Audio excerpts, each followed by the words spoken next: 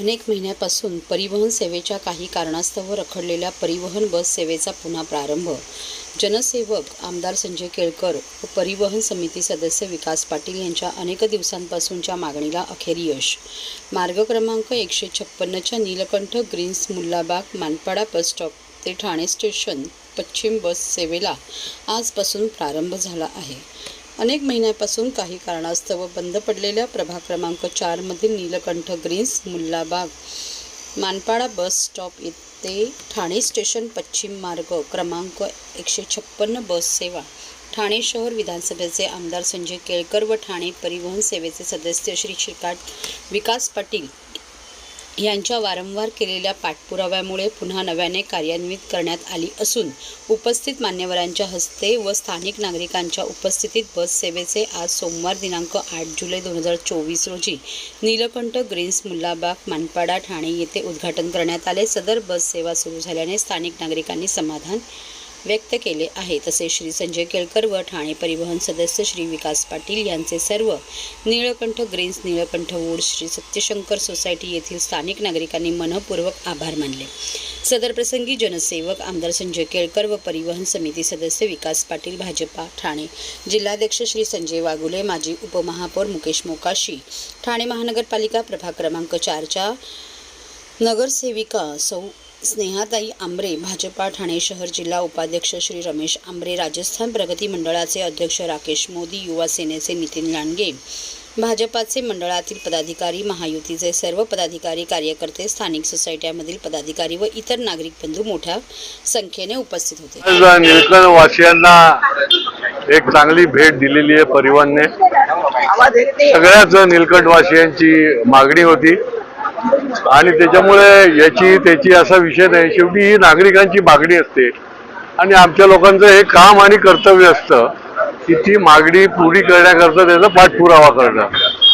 आणि आज खरं म्हणजे 2008ला पण हे बस जी आहे ती सुरू केलेली होती. त्यावेळेला मी विधान परिषदेचा आमदार होतो आणि त्याच्यानंतर भारमांच्यामुळे अनेक ठिकाणी बसेस ज्या आहेत त्या बंद होतात, काही वेळेला बसेसची कमतरता असते. पण आज हा अतिशय चांगला दिवस आहे आणि ही बस जी सुरू झालेली आहे ती आता अखंडित सुरू राहणार आहे. याच्यामध्ये कुठेही खंड पडणार नाही असं आमचे परिवहनचे सदस्य जे आहेत विकास पाटील यांनी कबूल केलंय. म्हणूनच मी या ठिकाणी आलो, नाही तर मध्येच बंद पडता कामा नये. परंतु भारमान देखील योग्य पद्धतीने झालं पाहिजे. खरं म्हणजे या शहराची लोकसंख्या एवढी वाढते आहे की या ठिकाणी मी आता परवाच विधिमंडळामध्ये देखील शासनाकडे विशेष निधीची मागणी केली की या ठिकाणी जवळजवळ 600-650 बसेस. पब्लिक ट्रान्सपोर्ट जेवढा वाढेल तेवढा वाहतुकीमधले जे अडथळे आहेत, वाहतुकीमध्ये जे आता कोंडी होते ती कमी होईल, प्रायव्हेट कार्स कमी होतील, पब्लिक ट्रान्सपोर्टचा वापर केला जाईल आणि त्या दृष्टीने देखील पुढच्या काळामध्ये आम्ही प्रयत्न करतो आहोत की अधिकाधिक बस आणि अधिकाधिक रूट देऊन लोकांना कसा दिलासा देता येईल हा देखील आमचा प्रयत्न आहे. आज या निमित्ताने या नीलकंठ ग्रीन वासियांना दिलासा मिळालाय. शेवटी हे सगळे जागरूक नागरिक आहेत. निरनिराळ्या माध्यमातून निरनिराळ्या व्यासपीठावर ते मागण्या करत असतात आणि ती आज मागणी पुरी होते याचा जास्त आम्हाला आनंद आहे, त्यांनाही आहे. या बसच्या निमित्ताने इथल्या सगळ्या रहिवाशांना देखील मी शुभेच्छा देतो आणि ही बस अखंडित राहील याबद्दल देखील मी आश्वासित करतो. केळकर साहेब